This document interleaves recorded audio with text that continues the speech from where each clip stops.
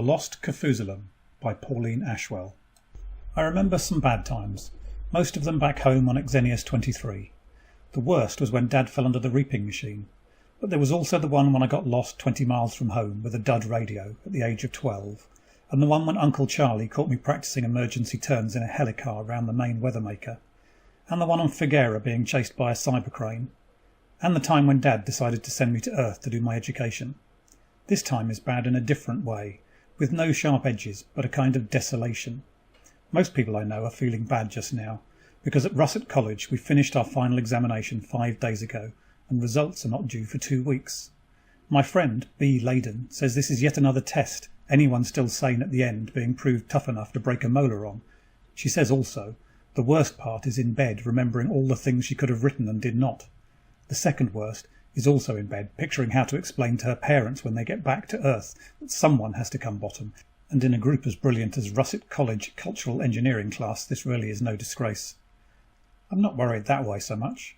I cannot remember what I wrote anyway, and I can think of 1 or 2 people I'm pretty sure will come bottomer than me, or B either. I would prefer to think it's just finals cause me to feel miserable, but it's not. In psychology, they taught us the mind has the faculty of concealing any motive it is ashamed of, especially from itself. Seems unfortunately mine does not have this gadget supplied. I never wanted to come to Earth. I was sent to Russet against my will, and counting the days till I could get back to home, father, and Xenius 23. But the sad truth is that now the longed-for moment is nearly on top of me, I do not want to go. Dad's farm was a fine place to grow up, but now I had 4 years on Earth. The thought of going back there makes me feel like a 3 weeks chicken got back into its shell. B and I are on an island in the Pacific. Her parents are on Caractacus researching on local art forms, so she and I came here to be miserable in company and away from the rest. It took me years on Earth to get used to all this water around. It seemed unnatural and dangerous to have it all lying loose that way, but now I shall miss even the sea. The reason we have this long suspense over finals is that they will not use reading machines to mark the papers for fear of cutting down critical judgment, so each paper has to be read word by 3 examiners, and there are 43 of us, and we wrote 6 papers each. What I think is I'm sorry for the examiners, but B says they were the ones who set the papers and it serves them perfectly right. I expressed surprise, because D.J. McClare, our professor, is one of them, but B says he's one of the greatest men in the galaxy, of course, but she gave up thinking of him perfect years ago. One of the main attractions on this island is swimming underwater, especially by moonlight. Dad sent me a fish boat as a birthday present 2 years back, but I never used it yet, on account of my above-mentioned attitude to water. Now I got this feeling of carpe diem, make the most of Earth while I'm on it, because probably I shall not pass this way again. The 4th day on the island, it is full moon at 10 o'clock, so I pluck up courage to wriggle into the boat and go out under the sea. B says fish parading in and out of reefs just remind her of cultural engineering, crowd behaviour, so she prefers to turn in early and find out what nightmares her subconscious will throw up this time. The reefs by moonlight are everything they're supposed to be. Why did I not do this often when I had the chance? I stay till my oxygen is nearly gone, then come out and sadly press the button that collapses the boat into a 30-pound package of plastic hoops and oxygen cans. I sling it on my back and head for the chalet B and I hired among the coconut trees. I am crossing an open space, maybe 50 yards from it, when a thing drops on me out of the air. I do not see the thing, because part of it covers my face, and the rest is grabbed round my arms and my waist and my hips and whatever. I cannot see and I cannot scream, and I cannot find anything to kick. The thing is strong and rubbery, and many-armed and warmish, and less than a second after I first feel it, I am being hauled up into the air. I do not care for this at all. I am at least 50 feet up before it occurs to me to bite the hand that gags me, and then I discover it is plastic, not alive at all. Then I feel self and encumbrance scraping through some kind of aperture. There is a sharp click as of a door closing, and the thing goes limp all around me. I spit out the bit I am biting, and it drops away so that I can see. Well, I'm in some kind of cup-shaped space, maybe 10 feet across, but not higher than I am. There is a trapdoor in the ceiling. The thing is lying all around me, in a mess of plastic arms, with an extensible stalk connecting it to the wall. I kick free and it turns over, exposing the label, Fragile Cargo, right across the back. The next thing I notice is 2 holdalls, B's and mine, clamped against the wall, and the next after that is the opening of a trapdoor in the ceiling, and B's head silhouetted in it, remarking, "Oh, there you are, Liz." I confirm this statement and ask for explanations. B says she doesn't understand all of it, but is all right. It is not all right, I reply. If she has joined some society for the realization of fictitious improbabilities, that it is her privilege, but no reason to involve me. B says, why do I not stop talking and come up and see for myself? There's a slight hitch when I jam in the trap door. Then B helps me get the boat off my back, and I drop it on the fragile cargo, and emerge into the cabin of a hopper, drop-shaped cargo carrying. I have been in its hold till now. There are 1 or 2 peculiar points about it, or maybe 1 or 200, such as the rate at which we are ascending, which seems to be bringing us right out into the stratosphere. But the main thing I notice is the pilot. He has his back to us, but is recognisably Ram Gopal, who graduated in cultural engineering last year. Rumour says next to top of his class. I ask him what kind of melodramatic shenanigan is this. B says we had to leave quietly in a hurry without attracting attention, so she booked us out of the hotel hours ago, and she and Ram have been hanging around waiting for me ever since. I point out that the scope trace of an unidentified flying object will occasion a lot more remark than a normal departure, even at midnight. At this, Ram smiles in an inscrutable oriental manner, and B gets nearly as cross as I do. Seems she has mentioned this point before. We've not gone into it properly when the cabin suddenly shifts through a right angle. B and I go sliding down the vertical floor and end sitting on a window. There is a jolt and a shudder, and Ram mutters things in Hindi, and then suddenly up is nowhere at all. B and I scramble off the window and grab fixtures so as to stay put. The stars have gone, and we can see nothing except the dim glow over the instruments. Then suddenly lights go on outside. We look out into the hold of a ship. Our 10-foot teardrop is sitting next to another one, like 2 eggs in a rack. On the other side is a bulkhead. Behind, the curve of the hull, and directly ahead an empty space. Then another bulkhead, and an open door, through which, after a few seconds, a head pokes cautiously. The head is then followed by a body, which kicks off against the wall and sails slowly towards us. Ram presses a stud, and a door slides open in the hopper, but the new arrival stops himself with a hand on either side of the frame, his legs trailing any old how behind him. It is Peter Yeng Sen, who graduated the year I did my field work. He says, "Gopal, dear fellow, there was no need for the knocking. We heard the bell all right." Ram grumbles something about the guide beam being misset, and slides out of his chair. Peter announces that we've only just made it, as the deadline is in 7 minutes' time. He waves B and me out of the hopper, through the door, and into a corridor where a certain irregular vibration is coming from the walls. Ram asks, "What is that tapping?" And Peter sighs and says, "The present generation of students has no discipline at all." At this, B breaks with one hand against the wall and cocks her head to listen. Next moment she laughs and starts banging with her fist on the wall. Peter exclaims in Mandarin and tows her away by one wrist like a reluctant kite. The rapping starts again on the far side of the wall, and I suddenly recognise a primitive signalling system called regret or something, I guess because it was used by people in situations they did not like, such as sinking ships or solitary confinement. It is done by tapping water pipes and such. Someone found it in a book, and the more childish element in college learned it up for signalling during compulsory lectures, interest waning abruptly when the lecturers started to learn it too. I never paid much attention, not expecting to be in solitary confinement much. This just shows you. The next moment Ram opens a door and pushes me through it. The door clicks behind me, and solitary confinement is what I am in. I remember this code is really called remorse, which is what I feel for not learning when I had the chance. However, I do not have long for it. A speaker in the wall requests everyone to lie down as acceleration is about to begin. I strap down on the couch, which fills half the compartment. Countdown begins at 0, and the floor is suddenly down once more. I wait till my stomach settles, then rise to explore. I am in an oblong room, about 8 by 12. It looks as though it had been hastily partitioned off from a larger space. The walls are prefab plastic sheet. The rest is standard fittings slung in and bolted down with the fastenings showing. How many of my classmates are on this ship? Remorse again, as tapping starts on either side of me. Discarding such hypotheses as that Ram and Peter are going to hold us to ransom, which might work for me since my dad somehow got to be a millionaire, but not for B because her parents think money is vulgar, or that we are being carried off to found an ideal colony somewhere. Any first-year student can tell you why that won't work. Only one idea seems plausible. That is that finals were not final, and we're in for a test of some sort. After 10 minutes, I get some evidence. A reading machine is trundled in, the door immediately slamming shut so I do not see who trundles it. I prowl around it looking for tricks, but it seems standard. I take a seat in it, put on the headset and turn the switch. Hypothesis confirmed, I suppose. There is a reel in place, and it contains background information on a problem in cultural engineering, all set out the way we are taught to do it in class. The problem concerns developments on a planet got settled by two groups during the Exodus and been isolated ever since.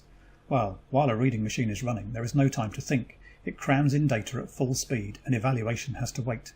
However, my subconscious goes into action, and when the reel stops, it produces a suspicion full grown. The thing is too tidy. When we were first year, we dreamed up situations like this and argued like mad over them, but they were a lot too neat for real life and too dramatic as well. However, one thing McClare said to us, and every other lecturer too, just before the finals, was, "Do not spend time trying to figure what the examiner was after, but answer the questions as set." I am more than halfway decided this is some sort of mysterious Oriental idea of a joke, but I get busy thinking in case it is not. The problem goes like this. The planet is called Incognita in the reel, and it is right on the edge of the known volume of space. It got settled by two groups somewhere between 3 and 3.5 centuries ago. The rest of the human race never heard of it till maybe 3 years back. Well, it happens that way. Inhabited planets are still turning up 8 or 10 a century on account of during the Exodus some folk were willing to travel a year or more so as to get away from the rest. The ship that spotted the planet as inhabited did not land, but reported to the central government, Earth, who shipped observers out to take a look. There was a rumour circulating at Russet that the Terry government might employ some of us on that kind of job, but it never got official. I do not know whether to believe this bit or not. It is stated that the observers landed secretly and mingled with the natives unobserved. This is not physically impossible, but sounds too like a field trip to be true. The observers are not named, but stated to be graduates of the cultural engineering class. They put in a few months' work and sent home unanimous crash priority reports. The situation is bad, getting worse, and the prognosis is war. Brother, I know people had wars. I know one reason we do not have them now is just that with so many planets and cheap transportation, pressure has other outlets. These people scrapped their ships for factories and never built more. But there are only about 10 million of them, and surely to goodness a whole planet gives room enough to keep out of each other's hair. Well, this is not reasoning, but a reaction. I go back to the data for another look. The root trouble is stated to be that the two groups landed on the planet without knowing the others were there. When they met 30 years later, they got a disagreeable shock. I cannot see there was any basic difference between them. They were very similar, especially in that neither lot wanted anything to do with people they had not picked themselves. So they divided the planet along a great circle, which left 2 of the main land masses in one hemisphere and 2 in another. They agree each to keep to its own section and leave the other alone. 20 years later, trading like mad, each has certain minerals the other lacks. Each has certain agricultural products the other finds difficult to grow. You think this leads to cooperation and friendship and ultimate federation? I will not go into the incidents that make each side feel it is being gypped. It is enough that from time to time each has a scarcity or hold up on deliveries that upsets the other's economy, and they start experimenting to become self-sufficient, and the exporter's economy is upset in turn, and each thinks the other did it on purpose. This sort of situation reacts internally, leading to politics. There are troubles about a medium-sized island on the dividing line, and the profits from interhemispherical transport, and the laws of interhemispherical trade. It takes maybe 200 years, but finally each has expanded the police into an army with a whole spectrum of weapons, not to be used on any account except for defence. This situation lasts 70 years, getting worse all the time. Now rumours have started on each side that the other is developing an ultimate weapon, and the political parties not in power are agitating to move first before the thing is complete. The observers report war, not maybe this year or the next, but within 10, and if neither side was looking for an ultimate weapon to begin with, they certainly are now. Taking all this at face value, there seems to be an obvious solution. I am thinking this over in an academic sort of way, when an itchy trickle of sweat starts down my vertebrae. Who is going to apply this solution? Because if this is anything but another test, or the output of a diseased sense of humour, I would be sorry for somebody. I dialed black coffee on the wall servitor, and wish B were here so we could prove to each other the thing is just an exercise. I do not do so well at spotting proofs on my own. Most of our class exercises have concerned something that happened once. After about 90 minutes, the speaker requests me to write not more than 1,000 words on any scheme to improve the situation and the equipment required for it. I spent 10 minutes verbalising the basic idea, and an hour or so on equipment. The longer I go on, the more unlikely it all seems. In the end, I have maybe 200 words, which, acting on instructions, I post through a slit in the door. 5 minutes later, I realise I've forgotten the time factor. If the original ship took a year to reach Incognita, it will take at least 4 months now. Therefore, it is more than 4 months since that report was written, and will be more than a year before anyone arrives, and war may have started already. I sit back, and by transition of ideas start to wonder where this ship is heading. We are still at 1G, and even on mass time you cannot juggle apparent acceleration and spatial transition outside certain limits. We are not just orbiting, but must be well outside the solar system by now. The speaker announces, "Everyone will now get some rest." I smell sleep gas for one moment and just have time to lie down. I guess I was tired at that. When I wake, I feel more cheerful than I have for weeks. Analysis indicates I am glad something is happening, even if it is another exam. I dial breakfast, but am too restless to eat. I wonder how long this goes on, or whether I'm supposed to show initiative and break out. I am examining things with this in mind when the speaker comes to life again. It says, "Ladies and gentlemen, you have not been told whether the problem that you studied yesterday concerned a real situation or an imaginary one. You have all outlined measures which you think would improve the situation described. Please consider seriously whether you would be prepared to take part yourself in the application of your plan." Brother. There is no way to tell whether those who say no will be counted cowardly, or those who say yes, rash idiots, or what. The owner of that voice has his inflections too well trained to give away anything except intentionally. D.J. McClare. Not in person, but a recording. Anyway, McClare is on Earth, surrounded by exam papers. I sit back and try to think, honestly, if that crack-brained notion I wrote out last night were going to be tried in dead earnest, would I take a hand in it? The trouble is, hearing McClare's voice has convinced me it is a test. I don't know whether it's testing my courage or my prudence. In fact, I might as well toss for it. Heads, I am crazy. Tails, a defaulter. Tails is what it is. I seize my styler and write the decision down. There is the slit in the door. I twiddle the note and think, well, nobody asked for it yet. Suppose it is real after all. I remember the itchy, sweaty feeling I got yesterday and try to picture really embarking on a thing like this, but I cannot work up any lather today. I begin to picture McClare reading my decision not to back up my own idea. I pick up the coin and juggle it around. The speaker remarks, "When I am quite ready, will I please make a note of my decision and post it through the door?" I go on flipping the coin up, and presently it drops on the floor. Heads this time. Tossing coins is a pretty feeble way to decide. I drop the note on the floor and take another sheet and write, "Yes, Lysistrata Lee." Using that name seems to make it more legal.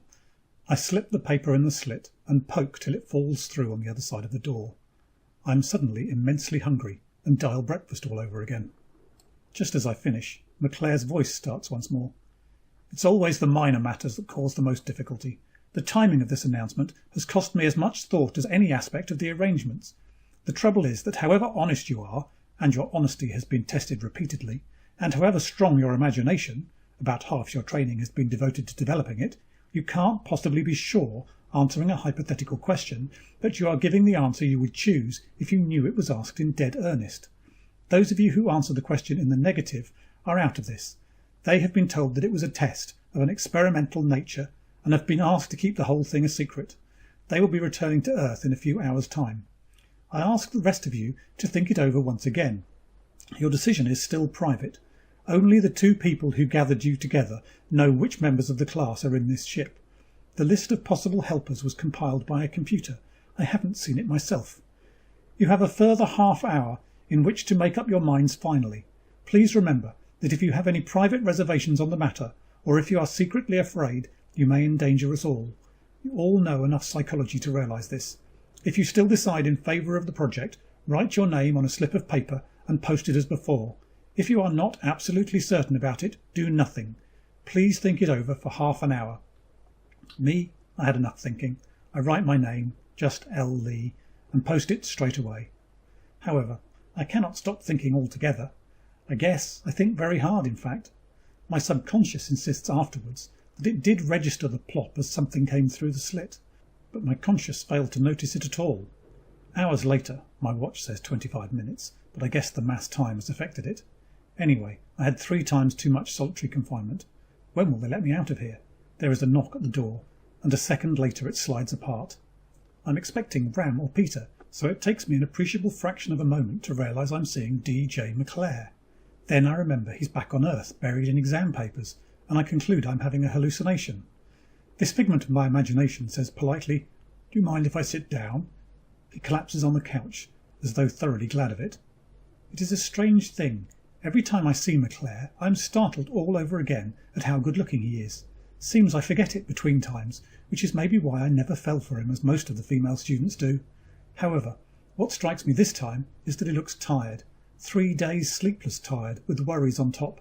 I guess he is real at that. He says, "Don't look so accusing, Lizzie. I only just got on this ship myself." This does not make sense. You cannot just arrive on a ship 24 hours after it goes on mass time, or can you? McClare leans back and closes his eyes, and inquires whether I am one of the Morse enthusiasts. So that is the name. I say, when we get back I will learn it first thing. "Well," says he, "I did my best to arrange privacy for all of you. With so many ingenious idiots on board, I'm not really surprised that they managed to circumvent me. I had to cheat and check that you were really on the list, and I knew that whoever backed out, you'd still be on board." So I should hope he might. Horrors, there is my first answer screwed up on the floor and writing side topmost. However, he's not noticed it, and he goes on, "Anyway, you of all people won't be thought to have dropped out because you were afraid." I had just managed to hook my heel over the note and get it out of sight. McClare has paused for an answer, and I have to dredge my sub-threshold memories for "What?" End of Chapter 1.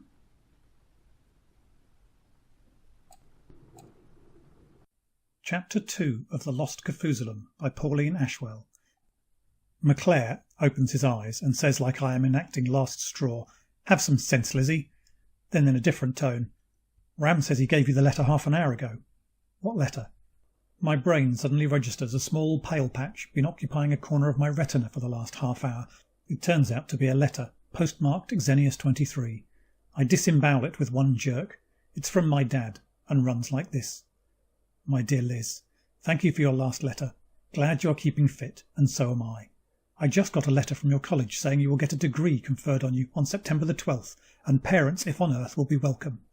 Well, Liz, this I gotta see, and Charlie says the same. But the letter says too, Terran Authority will not give a permit to visit Earth just for this. So I wangled onto a delegation which is coming to discuss trade with the Department of Commerce. Charlie and I will be arriving on Earth on August the 24th. Liz, it is good to think I shall be seeing you again after 4 years. There are some things about your future I meant to write to Professor McClare about, but now I shall be able to talk it over direct. Please give him my regards. Be seeing you, Lizzie girl. Your affectionate Dad, J.X. Lee. Dear old Dad. After all these years farming with a weathermaker on Dry Dust Planet, I want to see his face the first time he sees real rain. Hell's fires and shades of darkness. I shan't be there. McClare says, "Your father wrote to me saying that he'll be arriving on Earth on 24th August. I take it your letter says the same. I came on a dispatch boat. You can go back on it." Now what is he talking about? Then I get the drift. I say, "Look, so Dad will be on Earth before we get back. What difference does that make?" "You can't let him arrive and find you missing." Well, I admit to a qualm at the thought of Dad let loose on Earth without me, but after all, Uncle Charlie is a born terrier and can keep him in line. Hell, he's old enough to look after himself anyway. "You met my dad," I point out.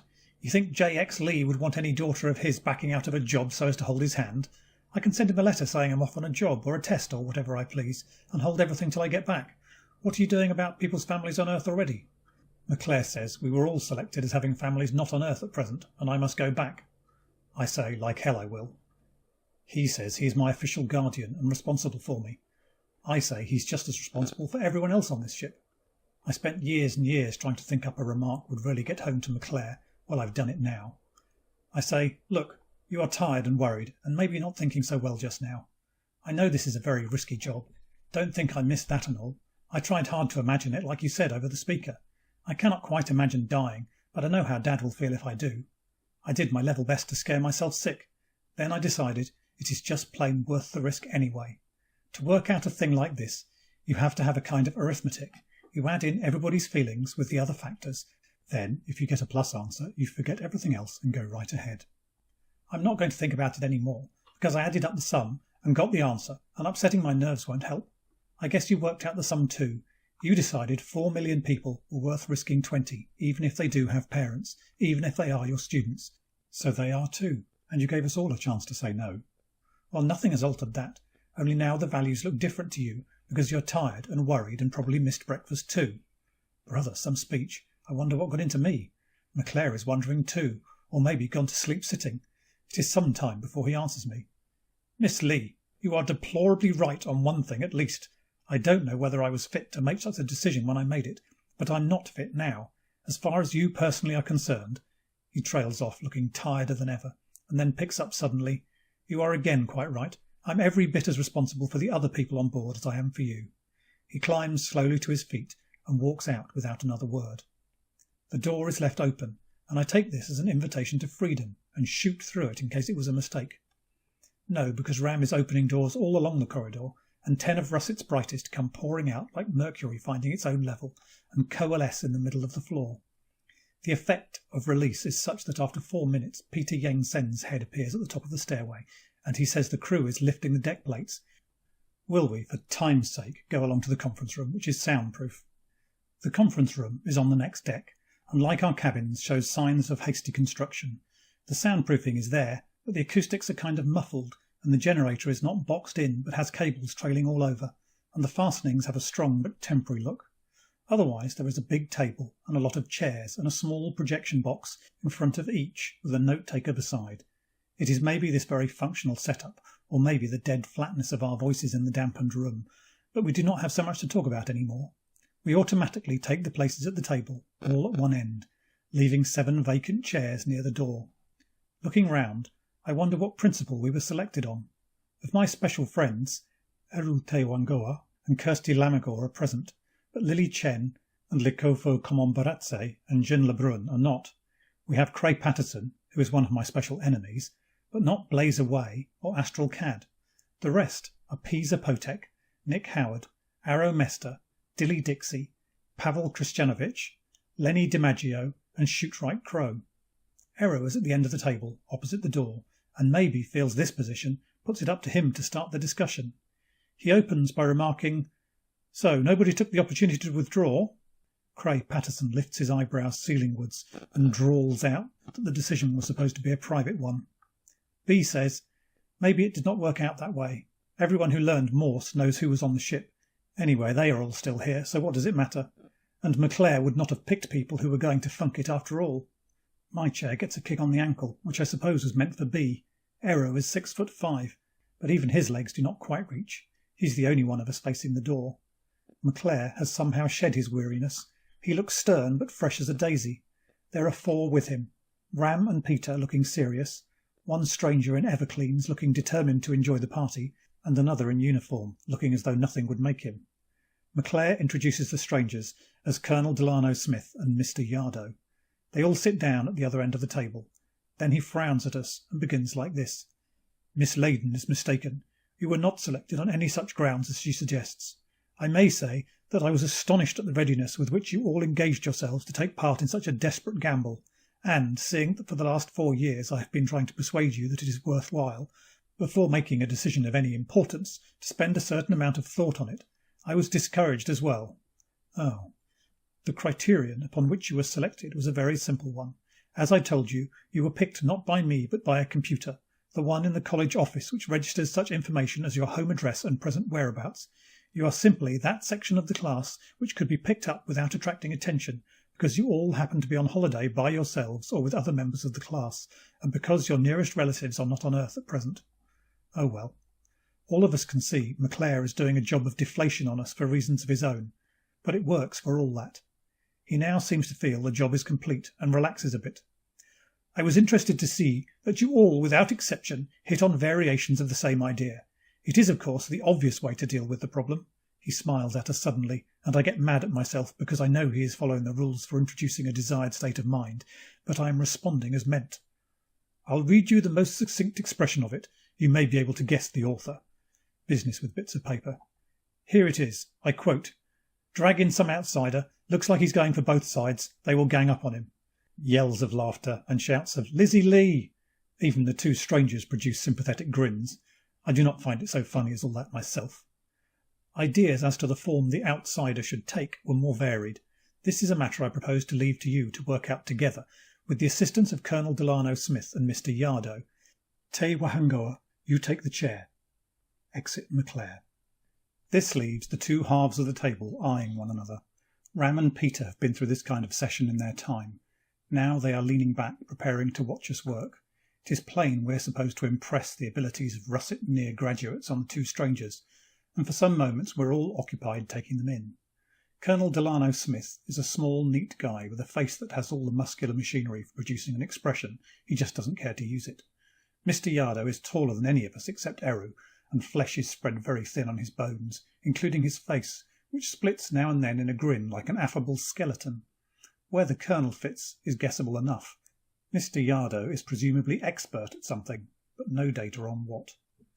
Eru rests his hands on the table and says we'd better start. Will somebody kindly outline an idea for making the Incognitans gang up? The simpler the better, and it does not matter whether it is workable or not. Pulling it to pieces will give us a start. We all wait to see who will rush in. Then I catch Eru's eye and see I am elected clown again. I say, send them a letter postmarked outer space, signed BEM, saying we lost our own planet in a nova and will take theirs over in 2 weeks from Tuesday. Mr. Yardo utters a sharp ha-ha, but is not seconded. The Colonel, having been expressionless all along, becomes more so. Eru says, thanks, Lizzie. He looks across at Cray, who is opposite me. Cray says there are many points on which he might comment. To take only one, 2 weeks from Tuesday leaves little time for ganging up. And what happens when the BEMs fail to come? We're suddenly back in the atmosphere of a seminar.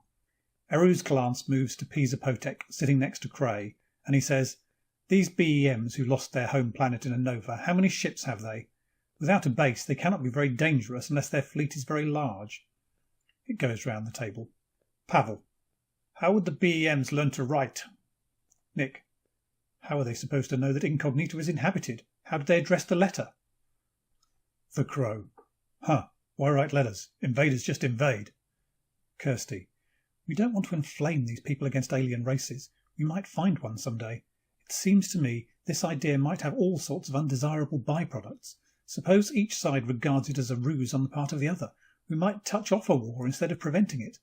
Suppose they turn over to preparations for repelling the invaders to an extent that cripples their economy. Suppose a panic starts. Tilly. Say, Mr. Chairman, is there any of this idea left at all? How about an interim summary? Eru coughs to get a moment for thought, then says, in brief, the problem is to provide a menace against which the two groups will be forced to unite. It must have certain characteristics. It must be sufficiently far off in time for the threat to last several years, long enough to force them into a real combination. It must obviously be a plausible danger, and they must get to know of it in a plausible manner. Invasion from outside is the only threat so far suggested. It must be a limited threat. That is, it must appear to come from one well-defined group. The rest of the universe should appear benevolent or neutral. He just stops, rather as though there's something else to come. While the rest of us are waiting, B sticks her oar in to the following effect. Yes, but look, suppose this goes wrong. It's all very well to make plans, but suppose we get some of Kirsty's side effects just the same. Well, what I mean is, suppose it makes the mess worse instead of better. We want some way we can sort of switch it off again. Look, this is just an illustration, but suppose the menace was pirates. If it went wrong, we could have an Earthship make some official contact, and they could just happen to say, by the way, have you seen anything of some pirates? Earth fleet wiped them up in this sector about 6 months ago. That would mean the whole crew conniving, so it won't do, but you see what I mean. There's a bit of a silence. Then Aru says, I think we should start fresh. We've had criticisms of Lizzie's suggestion, which was not perhaps wholly serious. And, as Dilly says, there is little of it left, except the idea of a threat of invasion. The idea of an alien intelligent race has objections, and would be very difficult to fake. The invaders must be men from another planet, another unknown one. But how do the people of Incognita come to know they exist? More silence. Then I hear my own voice speaking, although it was my intention to keep quiet for once. It sounds kind of creaky, and it says, a ship? A crashed ship from outside? Whereupon another voice says, Really? Am I expected to swallow this? We had just forgotten the Colonel, not to mention Mr. Yardo, who contributes another ha-ha. So this reminder comes as a slight shock. Nor do we see what he's talking about. But this he proceeds to explain. I don't know why McClare thought it necessary to stage this discussion. I am already acquainted with his plan and have had orders to cooperate. I have expressed my opinion on using undergraduates in a job like this and have been overruled. If he or you imagine that priming you to bring out his ideas like this is going to reconcile me to the whole business, you are mistaken. He might have chosen a more suitable mouthpiece than that child with the curly hair. Here everybody wishes to reply at once. The resulting jam produces a moment of silence, and I get in first. As for curly hair, I am rising 24, and I was only saying what we all thought. If we have the same ideas as McClare, that is because he taught us for 4 years. How else would you set about it anyway? My fellow students pick up their stylers and tap solemnly 3 times on the table. This is the russet equivalent of "hear, hear," and the Colonel is surprised. Eru says coldly, "This discussion has not been rehearsed. As Miss Lee says, we have been working and thinking together for 4 years and have been taught by the same people." "Very well," says Delano Smith testily. "Tell me this, please. Do you regard this idea as practicable?" Cray tilts his chair back and remarks to the ceiling, "This is rather a farce. I suppose we had to go through our paces for the Colonel's benefit, and Mr. Yardo's, of course, but can't we be briefed properly now?" "What do you mean by that?" snaps the Colonel. "It's been obvious right along," says Cray, balancing his styler on one forefinger. "So obvious none of us has bothered to mention it, that accepting the normal limitations of mass time, the idea of interfering in Incognita was doomed before it began. No conventional ship would have much hope of arriving before war broke out, and if it did, it couldn't do anything effective. Therefore, I assume this is not a conventional ship. I might accept that the government has sent us out in a futile attempt to do the impossible, but I wouldn't believe that of McClare." Cray is the only Terry I know acts like an outsider's idea of one. Many find this difficult to take, and the Colonel is plainly one of them. Eru intervenes quickly. "I imagine we all realise that. Anyway, this ship is obviously not a conventional model. If you accept the usual mass-time relationship between the rate of transition and the 5th power of the apparent acceleration, we must have reached about 4 times the maximum already." "Ram," says B suddenly, "what did you do to stop the hotel scope registering the little ship you picked up me and Lizzie in?" Everybody cuts in with something they have noticed about the capabilities of the ship, or the hoppers, and Lenny starts hammering on the table and chanting, "Brief, brief, brief," and others are just starting to join in when Eru bangs on the table and glares us all down.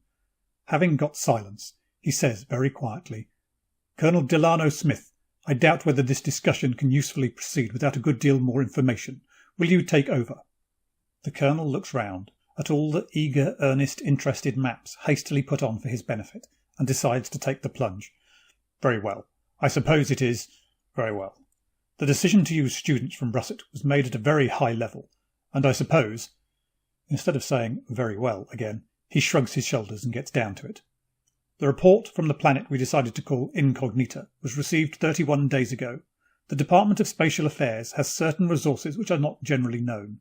This ship is one of them. She works on a modified version of mass time, which enables her to use about 1,000 channels instead of the normal limit of 200. For good and sufficient reason, this has not been generally released." Pause while we are silently dared to doubt the virtue and sufficiency of these reasons, which personally I do not. "To travel to Incognita direct would take about 15 days by the shortest route. We shall take 18 days, as we shall have to make a short detour. But presumably we will only take 15 days back. Hurrah! We can spend a week round the planet and still be back in time for commemoration. We shall skip maybe a million awkward questions, and I shall not disappoint Dad." It is plain the Colonel is not filled with joy. Far from it. He did not enjoy revealing a departmental secret, however obvious, but he likes the next item even less.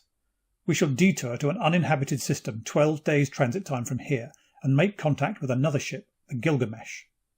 At which Lenny DiMaggio, who's been silent till now, brings his fist down on the table and exclaims, "You can't!"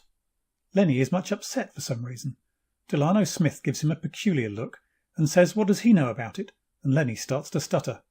Cray remarks that Lenny's childhood hobby appears to have been spaceships, and he suffers from arrested development. B says it is well known that Lenny is mad about the Space Force, and why not? It seems to have uses. Go on and tell us, Lenny. Lenny says, "Gilgamesh was lost 300 years ago." "The flaw in that statement," says Cray after a pause, "is that this may be another ship of the same name." "No," says the Colonel. "Explorer-class cruiser. They went out of service 280 years back." The Space Force, I remember, does not reuse names of lost ships. Some say "very proper feeling," Some say superstitious rot. B says, when was she found again? Lenny says it was just 37 revolutions of his native planet, which means for 53 terrestrial years ago. She was found by an interplanetary scout called Crusoe. Judging by the Colonel's expression, this data is classified. He does not know that Lemmy's family come out of one of the oldest settled planets and are spacegoers to a man, woman and juvenile. They pick up ship gossip the way others hear about the relations of people next door. Lenny goes on to say that the Explorer class were the first official exploration ships sent out from Earth when the Terrys decided to find out what happened to the colonies formed during the Exodus. Gilgamesh was the first to make contact with Garuda, Legba, Lister, Corbis and Antelope. She vanished on her third voyage. Where was she found? Asked Eru. Near the pole of an uninhabited planet. Maybe I shouldn't say where, because that may be secret, but the rest's history if you know where to look. Maybe the Colonel approves this discretion. Anyway, his face thaws very slightly, unless I'm imagining it. Gilgamesh crashed, he says. Near as we can make out from the log, she visited the Seleucus system. That's a swarmer sun. 57 planets, 3 settled, and any number of fragments. The navigator calculated that after a few more revolutions one of the fragments was going to crash on an inhabited planet. Might have done a lot of damage. They decided to tow it out of the way. Grappling beams hadn't been invented. They thought they could use mass time on it and a kind of reverse thrust. Throw it off course. Mass time wasn't so well understood then. Bit off more than they could chew. Set up a topological relationship that drained all the free energy out of the system. Drive, heating system, everything. She had emergency circuits. When the engines came on again, they took over. Landed the ship, more or less, on the nearest planet. Too late, of course. Heating system never came on. There was a safety switch that had to be thrown by hand. She was embedded in ice when she was found. Hull breached at one point. No other serious damage. And the crew? Dilly ought to know better than that. Lost with all hands, says the Colonel. How about weapons? We're all startled. Cray is looking whitish like the rest of us, but maintains his normal manner, i.e. offensive affectation, while pointing out that Gilgamesh can hardly be taken for a menace unless she has some means of aggression about her. Lenny says, the Explorer class were all armed. Fine, says Cray. Presumably the weapons will be thoroughly obsolete and recognisable only to a historian. Lenny says the construction of no weapon developed by the Space Department has ever been released, making it plain that anyone but a nitwit knows that already. Eru and Kirsty have been busy for some time writing notes to each other, and she now gives a small sharp cough, having collected our attention, utters the following address. There is a point we seem to have missed. If I may recapitulate, the idea is to take this ship Gilgamesh to Incognita and make it appear as though she had crashed there while attempting to land.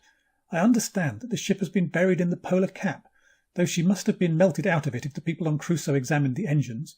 Of course, the cold. All the same, there may have been, well, changes. Or when we thaw the ship out again... I find I am swallowing good and hard, and several of the others look sick, especially Lenny. Lenny has his eyes fixed on the Colonel. It is not prescience, but a slight sideways movement of the Colonel's eye causes him to blurt out, "What is he doing here?" Meaning Mr. Yardo, who seems to have been asleep for some time, with his eyes open and grinning like the spikes on a dog collar. The Colonel gives him another sideways look and says, "Mr. Yardo is an expert on the rehabilitation of space-packed materials. This is stuff transported in unpowered hulls towed by grappling beams. The hulls are open to space, hence no need for refrigeration, and the contents are transferred to specially equipped orbital stations before being taken down to the planet. But Mr. Yardo comes to life at the sound of his name, and his grin widens alarmingly. Especially meat, he says." End of chapter 2.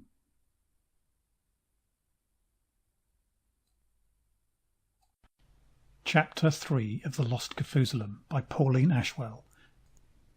It is maybe 2 hours afterwards, Eru having adjourned the meeting abruptly so that we can take in the implications of the new data. Lenny has gone off somewhere by himself. Kirsty has gone after him with a view to mothering him. Eru, I suspect, is looking for Kirsty. Pavel, Arrow, Dilly and the Crow are in a cabin arguing in whispers. Nick and P. Zapotek are exploring one of the hoppers, cargo-carrying, drop-shaped, and I only hope they don't hop through the hull in it. B and I, having done a tour of the ship and ascertained all this, have withdrawn to the conference room because we are tired of our cabins, and this seems to be the only other place to sit. B breaks a long silence with the remark that, however often you see it, Leclerc's technique is something to watch. like choosing my statement to open with. It broke the ice beautifully. I say, "Shall I tell you something?" B says, "Yes, if it's interesting." My statement, I inform her, ran something like this. The best hope of inducing a suspension of the aggressive attitude of both parties, long enough to offer hope of ultimate reconciliation, lies in the intrusion of a new factor in the shape of an outside force to be seen impartially hostile to both. B says, "Gosh, come to think of it, Liz, you have not written like that in years. You've gone all pompous like everyone else." Well, that makes it even more clever of Maclaire. Enter Cray Patterson, and drapes himself sideways on a chair, announcing that his own thoughts begin to weary him. I say that this does not surprise me at all. "Lizzie, my love," he says, "you are twice blessed, being not only witty yourself, but a cause of wit in others." Was that a bit of primitive Lee with which Maclaire regaled us, really, not from the hand of the mistress, or was it a mere pastiche? I say, whoever wrote that, it was not me, anyway. "It seemed to me pale and lukewarm compared with the real thing," says Cray languidly, "which brings me to a point that, to quote dear Kirsty, seems to have been missed." I say, "Yep, like what language it was that these people wrote their log in that we can be certain the Incognitans won't know." "More than that," says B, "we didn't decide who they are, or where they were coming from, or how they came to crash, or anything." Come to think of it, though, I point out, the language and a good many other things must have been decided already because of getting the right hypnotapes and translators on board. B suddenly lights up. "Yes, but look, I bet that's what we're here for. I mean, that's why they picked us instead of Space Department people. The ship's got to have a past history. It has to come from a planet somewhere, only no one must ever find out where it's supposed to be. Someone will have to fake a log, only I don't know how." "The first reel with data showing the planet of origin got damaged during the crash," says Cray impatiently. "Yes, of course, but we have to find a reason why they were in that part of space, and it has to be a nice one.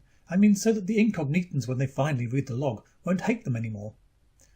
"Maybe they were bravely defending their own planet by hunting down an interplanetary raider," I suggest. Cray says it will only take the briefest contact with other planets to convince the Incognitans that interplanetary raiders can't and don't exist. Modern planetary alarm and defence systems put them out of the question. "That's all he knows," says B. "Some interplanetary pirates raided Lizzie's father's farm once, didn't they, Liz?" "Yes, in a manner of speaking.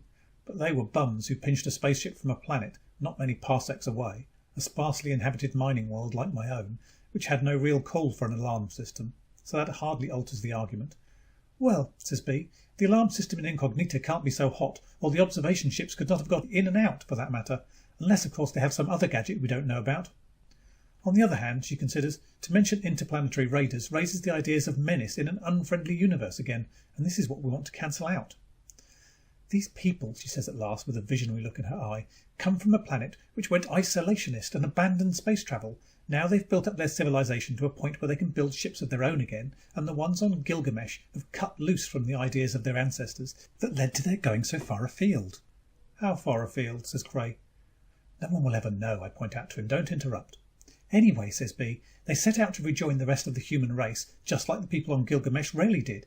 In fact, a lot of this is truth, only kind of backwards. They were looking for the cradle of the race, that's what. Then there was some sort of disaster that threw them off course to land on an uninhabited section of the planet that couldn't understand their signals.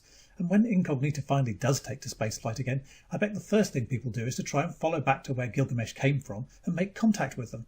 It'll become a legend on Incognita. The lost people. The lost Kafoozalum," said Cray. "In other words, we switch these people off a war only to send them on a wild goose chase." At which a strange voice chimes in. No, son, you've got it all wrong." Mr. Yardo is with us, like a well-meaning skeleton. During the next 25 minutes we learn a lot about Mr. Yardo, including material for a good guess as to how he came to be picked for this expedition. Doubtless there are many experts on reversal of vacuum-induced changes in organic tissues, but maybe only one of them is a romantic at heart. Mr. Yardo thinks chasing the wild goose will do the Incognitans all the good in the galaxy. It will take their minds off controversies over interhemispherical trade and put them on the quest of the unobtainable. They will get to know something of the universe outside their own little speck. Mr. Yardo has seen a good deal of the universe in the course of advising on how to recondition space-packed meat, and he found it an uplifting experience. We gather he finds this desperate bit of damn foolery we are now on pretty uplifting altogether. Cray keeps surprisingly quiet, but it is as well that the rest of the party start to trickle in about 20 minutes later, the first arrivals remarking, "Oh, that's where you got to." Presently we are all congregated at one end of the table, as before, except that Mr. Yardo is now sitting between B and me. When Maclaire and the Colonel come in, he firmly stays where he is, evidently considering himself one of us now. "The proposition," says Maclaire, "is that we intend to take Gilgamesh to Incognita and land her there in such a way as to suggest that she crashed. In the absence of evidence to the contrary, the Incognitans are bound to assume that that was her intended destination, and the presence of weapons, even disarmed, will suggest that her mission was aggressive. Firstly, can anyone suggest a better course of action, or does anyone object to this one?" We all looked at Lenny, who sticks his hands in his pockets and mutters, "No." Kirsty gives her little cough and says there is a point which has not been mentioned.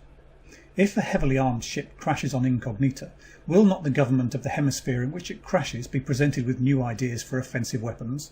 And won't this make it more likely they will start aggression? And won't the fear of this make the other hemisphere even more likely to try and get in before the first new weapons are complete? Hell, I ought to have thought of that. From the glance of unwilling respect which the Colonel bestows upon Maclaire, it is plain that these points have been dealt with. "The weapons on Gilgamesh were disarmed when she was rediscovered," he says. "Essential sections were removed. The Incognitans won't be able to reconstruct how they worked." Another fact for which we shall have to provide an explanation. Well, how about this? The early explorers sent out by these people, the people in Gilgamesh, use Cray's word and call them the Lost Kafoozalum. Anyway, their ships were armed, but they never found any enemies, and the idealists of B's story refused to even carry arms anymore. Which is just about what happened when the Terrys set out to rediscover the colonies after all. So the Lost Kafoozalum could not get rid of their weapons completely because it would have meant rebuilding the ship, so they just partially dismantled them. Mr. Yardo suddenly chips in. "About that other point, girlie. Surely there must be some neutral ground left on a half-occupied planet like that." He beams round, pleased at being able to contribute. B says, "The thing is," and then stops. We wait. We have about given up hope when she resumes, "The thing is, it will have to be neutral ground, of course, only that might easily become a thingamy, a casus belli in itself. So the other thing is, it ought to be a place which is very hard to get at, so difficult that neither side can really get to it first. They'll have to reach an agreement and cooperate." "Yeah," says Dilly, "that sounds fine, but what sort of a place is that?" I'm sorting out in my head the relative merits of mountains, deserts, gorges, etc., when I am seized with inspiration at the same time as half the group. We say the same thing in different words, and for a time there is babel. Then the idea emerges. "Drop her in the sea!" The Colonel nods resignedly. "Yes," he says, "that's what we're going to do." He presses a button and our projection screens light up, first with a map of one pole of Incognita, expanding in scale till finally we are looking down on one little bit of coast on one of the polar islands. A glacier descends onto it from the mountains inland, and there is a bay between cliffs. Then we get a stereo scene of approximately the least hospitable scenery I ever did see, except maybe when Parvi Lal Dutt's brother made me climb up what he swore was the smallest peak in the Himalayas. It is a small bay backed by tumbled cliffs. A shelving beach can be deduced from the contour and occasional boulders big enough to stick through the snow that smothers it all. A sort of mess of rocks and mud at the back may be glacial moraine. Over the sea the ice is split in all directions by jagged rifts and channels. The whole thing is a bit like Antarctica, but nothing is high enough or white enough to uplift the spirit. It looks not only chill, but kind of mean. "This place," says the Colonel, "is the only one about which we have any topographical information that seems to meet the requirements. Got to know about it through an elementary planetography. One of the observers had the sense to see we might need something of the sort. This place," the stereo jigs as he taps his projector, "seems its centre of a rising movement in the crust. That's not to the point. Neither side has bothered to claim the land at the poles." I see their point if it's all like this. "And a ship trying to land on those cliffs might very well pitch over into the sea. That is, if she were trying to land on emergency rockets." Rockets. That brings home the ancientness of the ship Gilgamesh. But after all, the ships that settled Incognita probably carried emergency rockets too. This settled, the meeting turns into a briefing session and merges imperceptibly with the beginning of the job. The job, of course, is faking the background of the crash, working out the past history and present aims of the Lost Kafoozalum.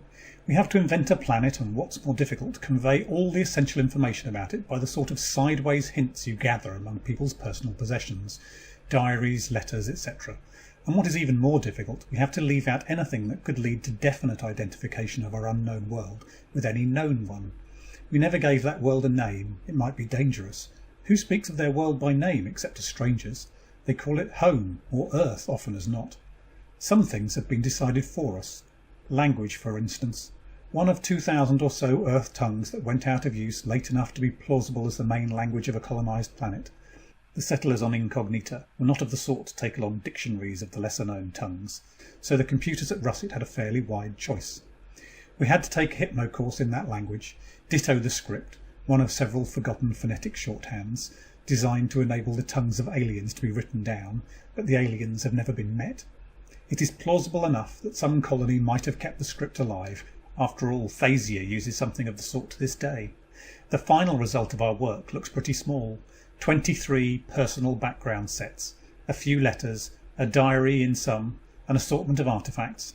Whoever stocked this ship we are on supplied wood, of the half-dozen kinds that have been taken wherever men have gone, stocks of a few plastics, known at the time of the Exodus, or easily developed from those known, and not associated with any particular planet. Also books on design, a form writer for translating drawings into materials, and so on. Someone put in a lot of work before this voyage began. Most of the time, it is like being back on Russet doing a group project. What we are working on has no more and no less reality than that. Our work is all read into a computer and checked against everybody else's. At first we keep clashing. Gradually a consistent picture builds up and gets translated finally into the personal background kits. The Lost Kafoozalum start to exist like people in a history book. 15 days hard work and we have just about finished. Then we reach, call it Planet Gilgamesh. I wake in my bunk to hear that there will be a brief cessation of wait. Strap down, please. We are coming off mass time to go on planetary drive. Colonel Delano Smith is in charge of operations on the planet, with Ram and Peter to assist. None of the rest of us see the melting out of 50 years' accumulation of ice, the pumping away of the water, the fitting and testing of holds for the grappling beams. We stay inside the ship on 5/8 G, which we do not have time to get used to, and try to work, and discard the results before the computer can do so. There's hardly any work left to do anyway. It takes nearly 12 hours to get the ship free and caulked and ready to lift. Her hull has to be patched because of Mr. Yardo's operations, which make use of several sorts of vapours. Then there is a queer blind period, with up now one way, now another, and sudden jerks and tugs that upset everything not in gimbals or tied down, interspersed with periods when weightlessness supervenes with no warning at all. After an hour or two of this, it would be hard to say whether mental or physical discomfort is more acute.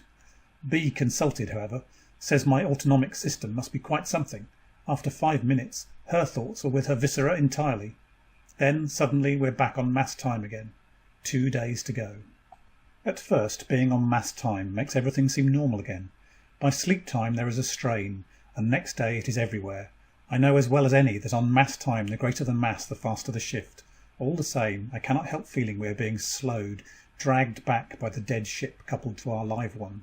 When you stand by the hull, the Gilgamesh is only 10 feet away.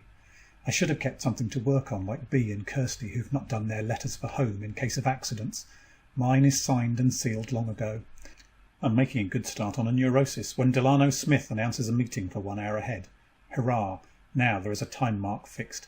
I think of all sorts of things I should have done before. For instance, taking a long look at the controls of the hoppers. I've been in one of them half an hour and figured out most of the dials. Up, down and sideways are controlled much as in a helicar.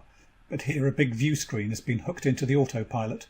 When across the hold I see the airlock start to move. Gilgamesh is on the other side.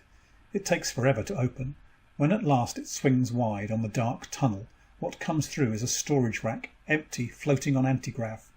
What follows is a figure in a spacesuit, modern type, but the windows of the hopper are semi-polarised, and I cannot make the face out inside the bubble top. He slings the rack upon the bulkhead, takes off the helmet and hangs that up too.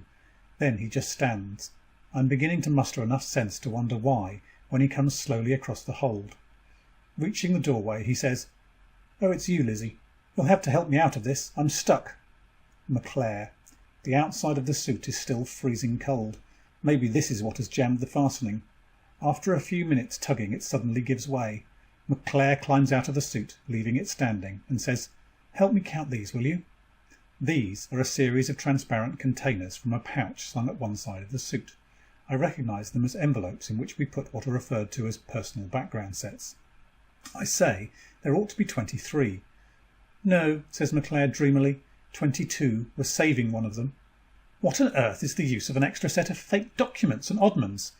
He seems to wake up suddenly and says, What are you doing here, Lizzie? I explain, and he wanders over to the hopper and starts to explain the controls. There's something odd about all this. Macleod is obviously dead tired, but kind of relaxed. Seeing that hour of danger only 36 hours off, I don't understand it. Probably several of his students are going to have to risk their lives. I'm on the point of seeing something important when the speaker announces in the Colonel's voice that Professor Macleod and Miss Lee will report to the conference room at once, please. Macleod looks at me and grins. Come along, Lizzie. Here's where we take orders for once, you and I. It is the Colonel's hour. I suppose that having to work with undergraduates is something he could never quite forget, but from the way he looks at us, we might almost be Space Force personnel. Low grade, of course, but respectable. Everything is at last worked out, and he has it on paper in front of him. He puts the paper foursquare on the table, gazes into the middle distance, and proceeds to recite. 1. This ship will go off mass time on 2nd of August at 11:27 hours ship time, 36 hours from now. At a point 1,000 miles vertically above coordinates 1650 east, 7320 south on planet Incognita, approximately 1 hour before midnight local time. Going on planetary drive as close as that will indicate that something is badly wrong to begin with.